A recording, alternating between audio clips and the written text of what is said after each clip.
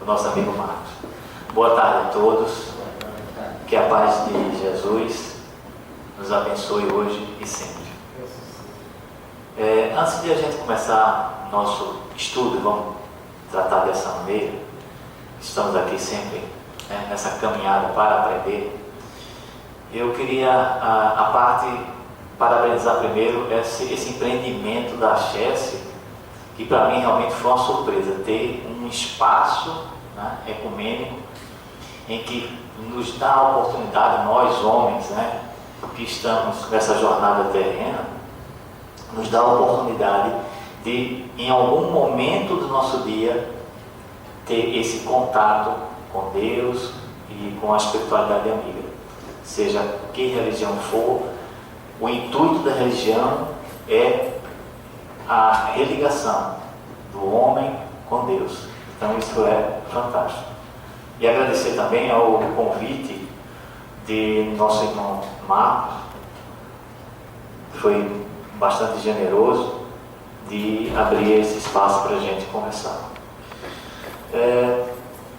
O nosso tema de hoje do Evangelho é: onde está o seu tesouro? Na verdade, uma pergunta para que também essa pergunta se transforme numa reflexão. Nós sempre temos a preocupação de estarmos completamente voltados à materialidade. E às vezes esquecemos que a vinda de Jesus foi exatamente para nos passar o contrário, para que a gente se desmaterializasse, para que a gente nos espiritualizássemos mais, para que a gente deixasse certos ativismos, né? Hoje a gente ainda está muito apegado a talismãs, a ritualísticas, e isso era a ideia que Jesus queria passar: a gente deixar na terra as coisas que são terrenas. Lá no livro de Mateus, né, no capítulo 6, 19, Jesus fala sobre os tesouros da terra. E aí ele diz assim: não ajunteis tesouros na terra, onde a traça e a ferrugem tudo consomem, e onde os ladrões minam e roubam. Essas palavras de Jesus estão no Sermão da Montanha. Quem teve a oportunidade de ler o Sermão da Montanha, certamente deve ter se deslumbrado com a beleza daquela verdadeira carta magna do amor. No Sermão da Montanha, abrindo um parêntese, lá a gente percebe os ensinamentos de Jesus quando, por exemplo, ele nos diz para amar nossos inimigos, coisa jamais pensada em toda a história da humanidade. Esse sermão é quando Jesus disse para que quando a gente orasse, a gente se recolhesse, né, fechasse a chave do nosso quarto. Na verdade, Jesus falava da nossa casa mental, para que a gente pudesse orar ao Pai. Nesse sermão, Jesus nos ensina aquele poema de luz que é o Pai Nosso. Jesus nos fala também sobre a casa erguida sobre a rocha.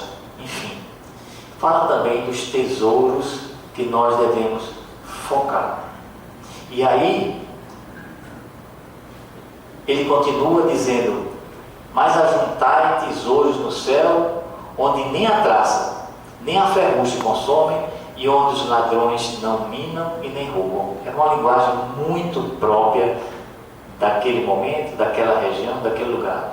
Falar de traça, de ferrugem, algo que realmente pudesse fazer com que aquelas pessoas que ouviram Jesus pudessem entender. Jesus tinha muito disso, né?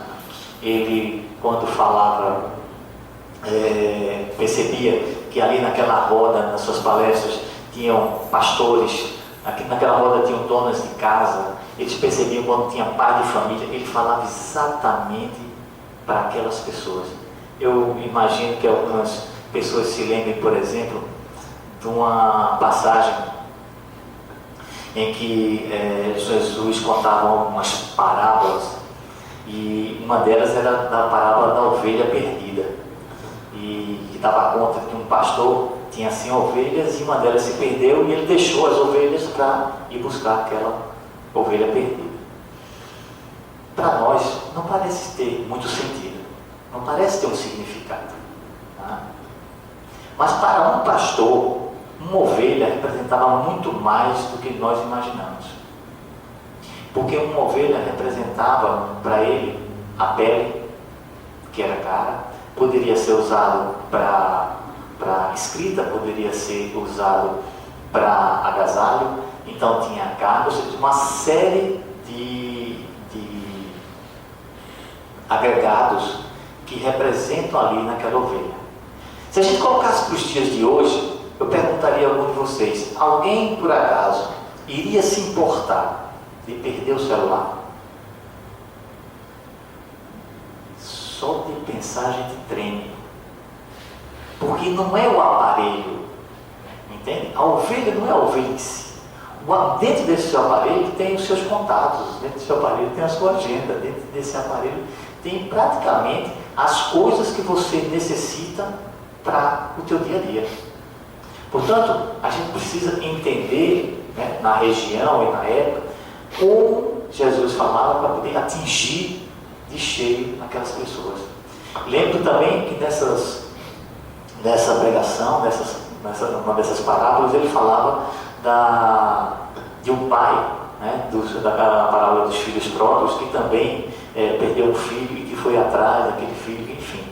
Teve também falando sobre a mulher que perdeu uma dracma. Não sei se vocês sabem o que é isso. É uma moeda em que na época era bastante valiosa, principalmente das mulheres. As mulheres às vezes até usavam aquela moedazinha para fazer aquelas tiaras, para fazer colares, e a gente sabe que dá a impressão que é um exagero Jesus dizer que a mulher passou o dia inteiro varrendo a casa para encontrar aquela moedazinha. E nós homens sabemos que as mulheres são muito vaidosas e ninguém sairia à rua, por exemplo, com um colar faltando 2, 3, 4 peças, e a mulher sairia com o anel faltando a pedra principal. A gente sabe a importância que se dá a certas coisas das vestimentas, que a mesma importância que se tinha naquela época, nós também não mudamos muito em relação a esses valores. E aí, lá no livro de Mateus, ele diz: porque onde estiver o vosso tesouro, aí estará também o vosso coração. Por que a importância de a gente atinar para isso? Porque o tesouro que nós precisamos colher na terra são os tesouros da caridade. São os tesouros que nós criamos com o amor. Quando a gente fala em amor, geralmente fica parecendo uma coisa piega. Nós estamos falando de amor próximo, aquele amor que a gente compreende a dor do outro. Nós não estamos falando de paixão, nós estamos falando daquele amor em que você muitas vezes se sacrifica, se anula para poder fazer com que aquele outro seja consolado, tenha a sua vida melhorada. É desse amor que a gente está falando. Quando a gente se preocupa muito com as coisas materiais, nós começamos a nos afastar de coisas que verdadeiramente nos fariam felizes. Jesus dizia assim: orai e vigiai, e a gente fica pensando exatamente aonde ele queria chegar. Imagine a seguinte situação: quando nós não estamos em vigília, o dia a dia, o nosso dia a dia, começa a criar armadilhas. Perceba, quando nós estamos na segurança e no conforto de nossa casa e ligamos uma TV e de repente existe um convite na TV dizendo para você visitar o shopping tal, porque lá é lugar de gente feliz. Imaginem se é através de uma visita a um shopping que você vai encontrar a felicidade. Quanto de nós, inclusive, imagina que a felicidade está no outro? Eu só vou ser feliz se eu estiver com fulano. Eu só vou ser feliz se eu tiver tal coisa. E a gente fica sendo minado, né, pelas propagandas, pelas pessoas que nos cercam, porque simplesmente não conseguimos perceber essas armadilhas criadas do mundo material para a gente. Não que nós não temos que ter a preocupação, né, de coisas materiais. É óbvio, o que nós estamos falando aqui é o valor que nós damos a ela. Existe uma passagem lá no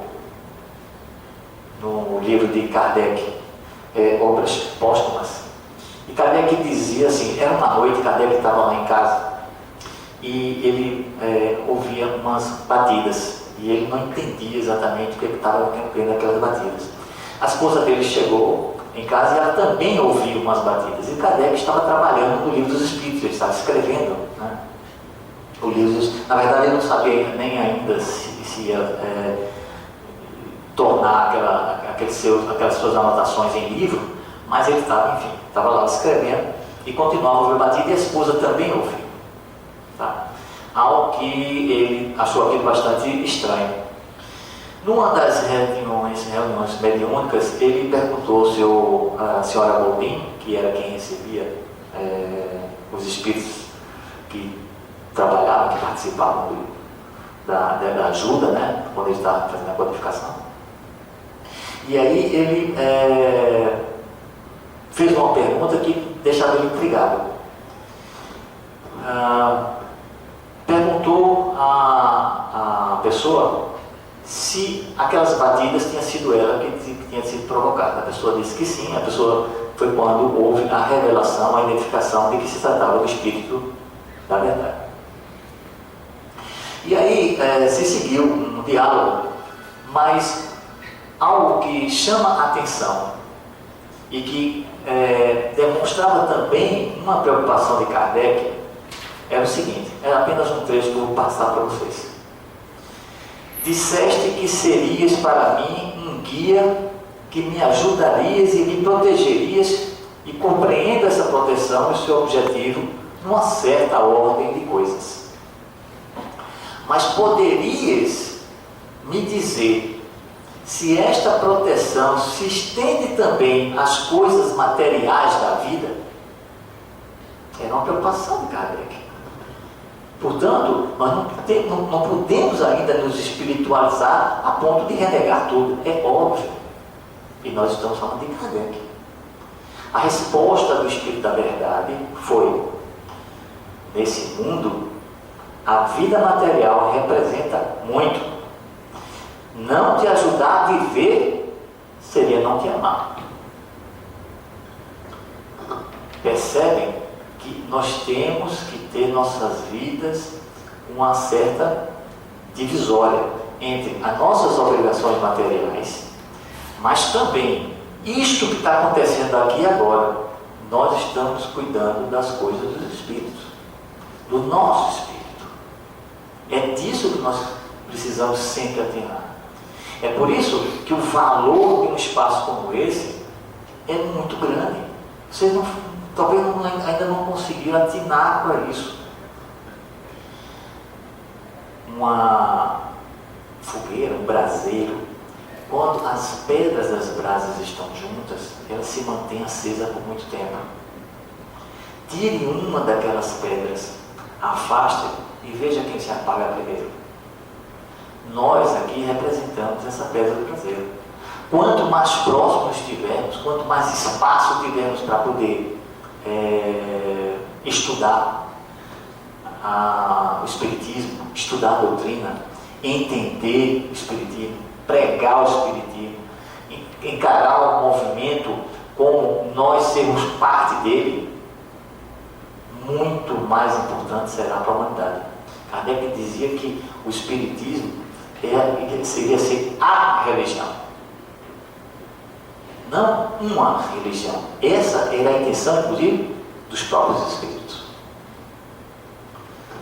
Ele faz uma afirmação, afirma que a prova da riqueza, né, eu sou um amigo Allan Kardec, é muito mais perigosa do que a pobreza, porque faculta facilidades, gozo, poder, abuso de toda espécie, que o pobre não tem dinheiro para comprar, por isso se isenta dessa responsabilidade.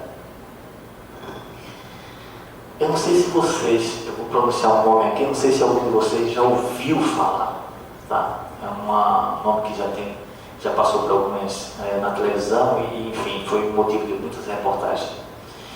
José Mujica, alguém já ouviu falar? Já. Já ouviu falar? Não é o Zé do Paixão? Não. É o... É parecido. É Mujica ou José de Calção. José Mujica é presidente do Uruguai. É o presidente. Presidente do Uruguai. O que é que o nome de José Mujica está fazendo entre nós? É apenas para dar um exemplo de que muitas vezes você não precisa ser espírita para ser um espiritualista, para entender a essência das coisas do céu. E ele tem uma frase, uma entrevista que ele deu lá na Folha, que é fantástica, que ele diz assim: pobre é quem precisa de muito. E ele vive franciscanamente. Ele tem um Fuscazinho, um Fusca mesmo, um Fusca. Vive numa casa muito simples, um cachorrinho vira-lata. Presidente do Uruguai. Aí ele continua dizendo: eu tenho um tipo de riqueza que muitos não ambicionam. Desprezo a acumulação de dinheiro, tenho 78 anos e estou a um passo, né, ele diria, de desencarnar. Vou acumular dinheiro para quê? Esse é um exemplo que nós não precisamos dessa ou daquela religião para que a gente tenha a consciência de que nós não precisamos de muito para viver. Que nós podemos passar por essa jornada terrena sem precisar necessariamente se impregnar dessas chamadas, desse canto de sereia que é a vida material, não sei se com exageros. Kardec continua dizendo assim, contudo, não ficará isento senão as práticas, somente porque não tem recurso. Falando do pobre. Se os ricos podem ser condenados pelo apego daquilo que possuem,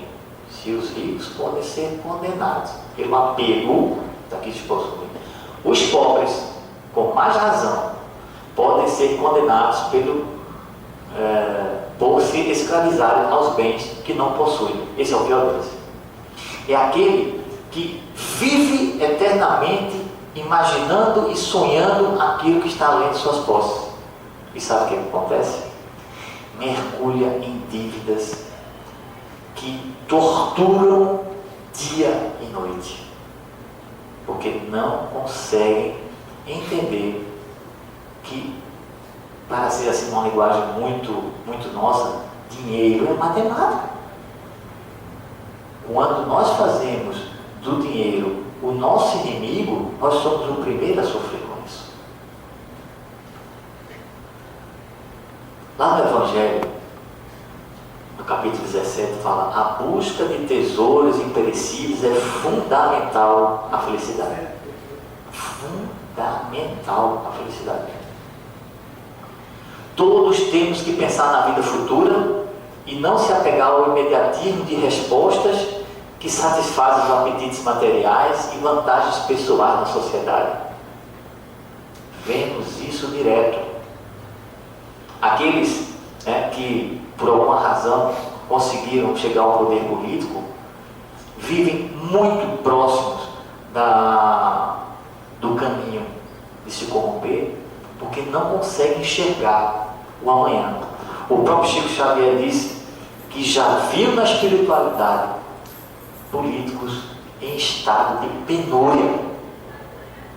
Nós temos caso lá no nosso centro, Casa dos Humildes, né? Eu faço parte da Associação Espírita Casa dos Humildes, Baía de Santana.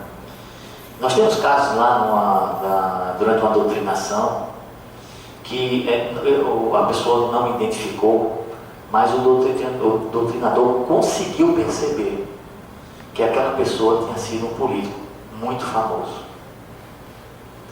E o doutrinador, por ser um vidente, ele enxergava naquela entidade, né, a entidade completamente em trapos. Isso é fazer as coisas hoje e agora sem ter a menor responsabilidade do que pode acontecer amanhã. E nós somos responsáveis por nós mesmos. Afinal, nós somos o resultado de todas as nossas decisões. Tudo que a gente decidiu para o sim, para o não, tudo que a gente decidiu de bem e de mal, está toda na nossa bagagem de hoje. Essa é uma reflexão que nós temos que ter constantemente. Continuando, o tesouro maior que devemos buscar é a paz do coração e a consciência tranquila do dever cumprido. Chegar em casa e estar tranquilo de que pôde ajudar, ajudou. Pôde evitar que alguém sofresse, evitou. Pôde ouvir alguém com a dor, ouviu. Se você tem a oportunidade, qualquer que seja, de poder ouvir alguém que está sofrendo, se você tem a oportunidade de visitar alguém que esteja doente, se você tem a oportunidade de fazer a caridade, não importando a quem, tenha certeza que você está construindo seu próprio tesouro. Aquele que as traças não vão comer e que a ferrugem não vai enferrujar, não vai estragar. Então lá em Mateus ele ainda diz, portanto, se estiveres diante do altar do templo e oferecer um sacrifício a Deus, e te lembrares de que outra pessoa tem qualquer razão de queixa contra ti, deixa teu sacrifício sobre o altar, vai, pede perdão e faz as pazes com ela, depois volta e oferece o teu sacrifício a Deus. Quantas vezes colegas eu dizia assim, rapaz, não faz dessa maneira, assim, assado. Ele disse, se eu tiver que dever isso, eu pago outra encarnação. Meus irmãos, essa outra encarnação, e eu não vou nem prolongar muito para provar isso em alguns livros de Humberto de Campos, de Chico Xavier, isso pode levar milênios. E o tempo hoje, nós estamos num momento de transição. Nós precisamos nos melhorar agora. Aquela pessoa que está difícil, o momento é agora para você se reconciliar. Até porque isso deve fazer parte do teu projeto. Se aquela pessoa difícil, aquele parente, aquele vizinho que te incomoda, se tudo isso não está bom, entendam que isso, né, um parente difícil, um vizinho, o chefe que pega o teu pé, aquilo é o melhor da tua reencarnação. O teu corpo é o melhor corpo que pode ser construído para que você pudesse realizar o teu trabalho na Terra. Mas eu estou sem os dois braços, é o melhor que se fez. Mas eu estou sem os dois braços, eu também não enxergo. Não se queixe. Haverá um momento que você vai entender o porquê disso. Nós espíritas sabemos disso. Que não temos os nossos sofrimentos porque Deus nos castiga. Os nossos sofrimentos são resultados das nossas escolhas em algum momento do passado. Então, o que há de errado em nós? O Espírito Sheila, ela nos dá um caminho, um farol, para que a gente entenda o que nós podemos fazer na nossa reforma íntima. Abolir qualquer pergunta maliciosa ou desnecessária. Isso é uma uma pedra preciosa. Repetir informações e ensinamentos sem qualquer azedume. Nossa, quando você pede, a pessoa te pede novamente, se olha, não entendi, a gente já começa a rechaçar. É da nossa natureza. Mas nós temos que trabalhar nisso, porque também a natureza do diamante não está lapidado. Né? Ninguém tira um diamante da rocha e ele já está lapidado. Executar alegremente as próprias obrigações. Gente, se queixar, nós sabemos que só atrai irmãos inferiores. Nós temos um ditado, pelo menos eu ouvi a minha vida inteira quando criança. Minha mãe dizia muito: diz-me com quem andas, eu te direi quem és. Mas nós espíritas temos que ir além. Diz-me o que tu pensas e eu te direi com quem tu andas. Nós temos que educar nossa mente, educar o nosso cérebro para sempre pensar em coisas boas. Para que quando alguém nos tranque no carro, ou dê um esbarrão no ônibus, em vez de a gente emitir o pensamento, né, já detonando aquela pessoa, a gente frear. Faz uma oração rápida, para, porque aí você vai se educando. Silenciar diante de uma ofensa. É difícil? Ninguém iria dizer que era fácil. Esquecer o favor prestado. Nós todos esquecemos. A gente presta o favor, todos nós esquecemos. Até que, num determinado momento, a gente vai lá resgatar. Para mostrar àquela pessoa que nós somos magnânicos, que nós somos muito bons, mas aquela pessoa não está à altura de receber aquele favor. Fazemos isso no inconsciente. Emudecer a nossa agressividade. Não condenar as opiniões que divergem da nossa. Esse é o motivo. Não é só de brigas individuais que a gente ouve e vê na televisão, nas páginas policiais. Nações inteiras estão dentro dessas questões. Não condenar as opiniões que divergem da nossa. Treinar a paciência constantemente. Buscar sem afetação o meio de ser mais útil. Buscar sem afetação. Não é abrir e dizer assim: olha, quem está precisando de ajuda. Você está vendo que a pessoa está precisando. Vai lá e se oferece. Não dizer mal de ninguém. Isso é muito fácil, não é? Não falar mal dos outros. E por que isso acontece? Voltamos a falar. Porque nós não conseguimos ainda absorver as palavras do próprio Cristo. Quando ele diz: orai e vigiai. Quando a gente perceber que está falando de fulano, trava, para. Em alguma coisa que fulano tem que é bom. Não somos só nós, né, que temos o melhor da gente. Buscar a melhor parte das pessoas que nos comungam a experiência, que é comungar a nossa experiência. Somos todos nós. Estamos nessa fase agora, né, nesse momento da nossa encarnação, todos nós temos problemas.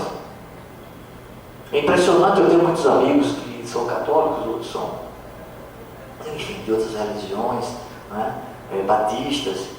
E aí, uma vez eu ouvi, não pasme, né, a gente ouve coisa aqui, mas só espírita ouve isso. Diz assim: vocês espíritas não tem problema não. A gente sorri, não é porque somos masoquistas não. Nós sorrimos, nós enfrentamos o problema porque nós entendemos o problema.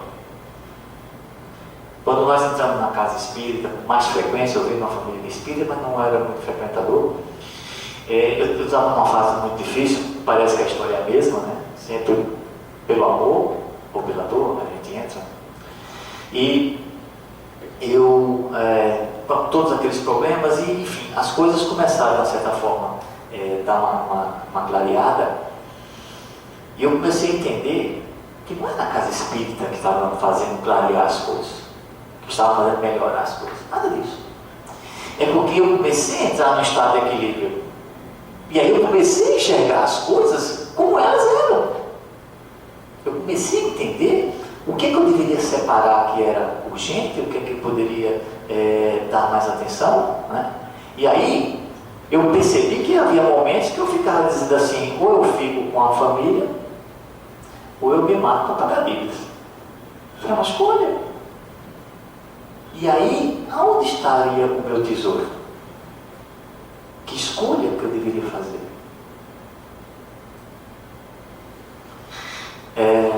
Nós estamos bem em cima da hora. Eu queria passar para vocês uma história.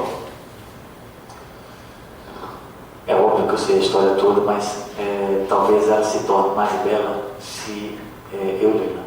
E aí eu gostaria só um pouco mais de paciência dos irmãos, que eu tenho certeza que isso será um motivo de reflexão no retorno das nossas atividades. Um certo fazendeiro muito rico precisou de uma grande quantia em dinheiro para adquirir uma nova propriedade. Então lembrou-se de que havia enterrado, anos atrás, um baú abarrotado de moedas de ouro ao pé de um jacarandá nas imediações de sua fazenda. Para ajudar na tarefa de desenterrar a fortuna, precisava de alguém que, apesar de forte o bastante para cavar e erguer o baú, né, o baú cheio de moedas, fosse também honesto e servil o bastante para não trair a sua confiança. Depois de muito refletir, decidiu chamar Honorato, um de seus mais fiéis e confiáveis escravos. Montaram a cavalo e foram desenterrar o tal tesouro. Enquanto Honorato, um negro enorme, escavava a terra, o fazendeiro, pequenino, e bastante castigado militar, ele já era idoso, descansava à sombra de uma árvore. De repente, o céu escureceu e uma repentina tempestade de verão desabou de forma tão violenta, com tantos raios e trovões, que os animais arrebentaram as rédeas que o prendiam e os animais fugiram, os cavalos que eles tinham. Ao fazendeiro e seu escravo, não restou alternativa a não ser se proteger sob a copa do enorme jacarandá, a árvore lá que estava o tesouro enterrado. Mas seus destinos estavam selados. Um raio fulminante explodiu no tronco da árvore, matando os dois imediatamente. O desenlace foi tão inesperado que eles mal perceberam o que havia acontecido. Logo que a tempestade passou, o fazendeiro mandou que Honorato terminasse de desenterrar o tesouro e fosse procurar os cavalos, pois precisavam deles para levar a pesada carga para casa.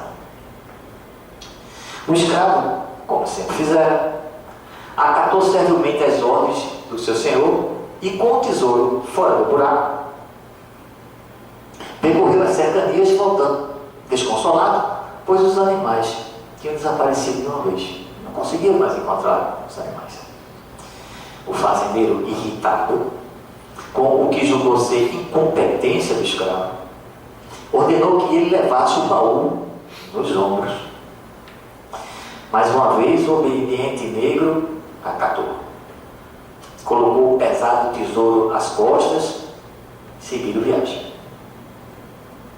À medida que andava, o caminho ia ficando diferente.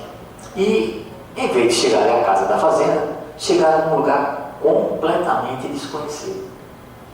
E onde, sob um imenso portal, foram recebidos por um senhor de olhar sereno e de modos gentis. Que lugar é este? Perguntou o fazendeiro. Aqui é o mundo espiritual. Foi o que respondeu aquele homem gentil. Vocês acabaram de desencarnar, vítimas daquele raio que caiu sobre o Jacarandá. Mas não se preocupem, vocês receberão o tratamento e o esclarecimento necessário para entenderem tudo. Sejam muito bem-vindos. O fazendeiro desconfiou daquele gesto tão hospitaleiro, mas aceitou o convite. Afinal, estava se sentindo cansado e precisava de repouso. Ordenou a Honorato que entrasse na frente. Quando o escravo ia passando pelo portal, o homem de cabeça grisalho lhe perguntou: de quem é esse baú? Honorato, envergado pelo peso da carga, mal conseguiu responder que era de seu dono. Então, o senhor não pode entrar com ele, disse o homem. Aqui cada um entra somente com aquilo que lhe pertence. Onde estão seus pertences? Não tenho nenhum pertence, respondeu Honorato e constrangido.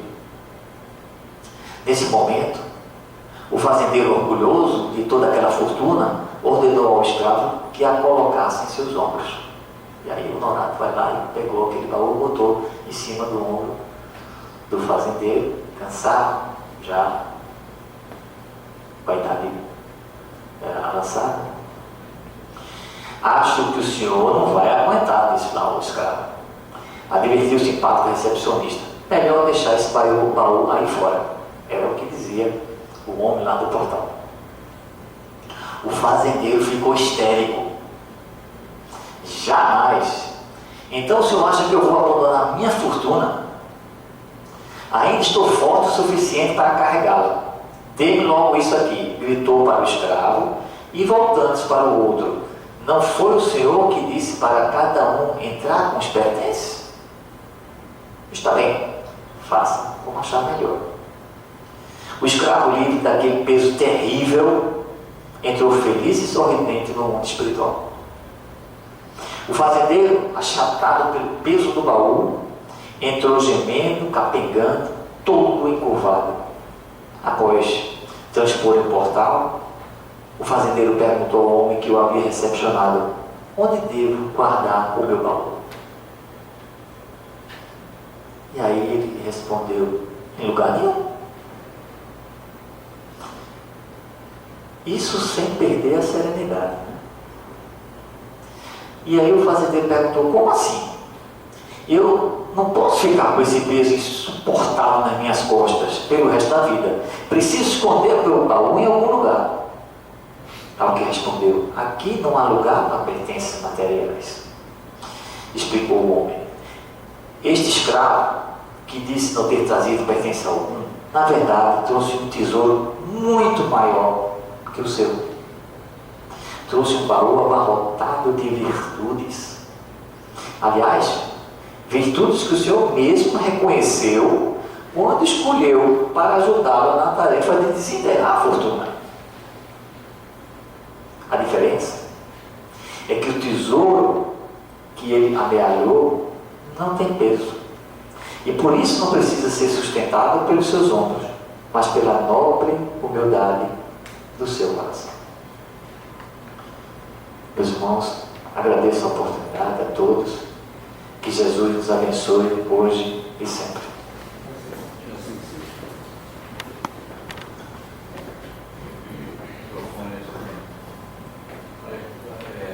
Vamos fazer diferente, vamos utilizar o microfone, né? Então, meus irmãos, nós agradecemos a todos vocês a presença e vamos pedir ao nosso irmão visitante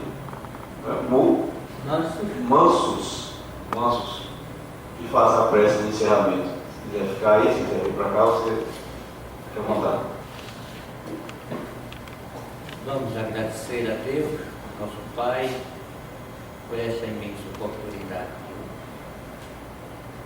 Senhor Jesus, e agradecemos de coração por mais esta oportunidade de estudo, de aprendizado dos teus ensinamentos.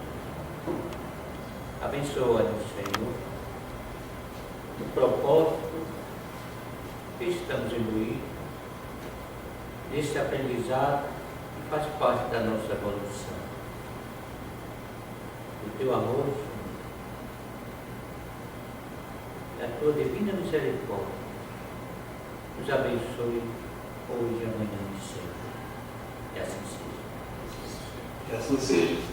E assim nós agradecemos ao nosso amigo Eucris, a todos os nossos irmãos presentes, encarnados e desencarnados, e rogamos a Jesus que nos permita que na próxima quarta-feira estejamos aqui reunidos para mais uma tarde, ou mais esse pequeno horário, mas que de muita valia para nós, de uma reunião doutrinária.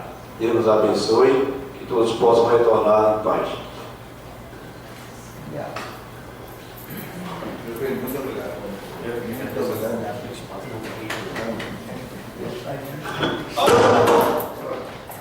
Se preocupe não. Eu posso desencarnar. Aí, vocês querem esperar milagre? Hoje eu vou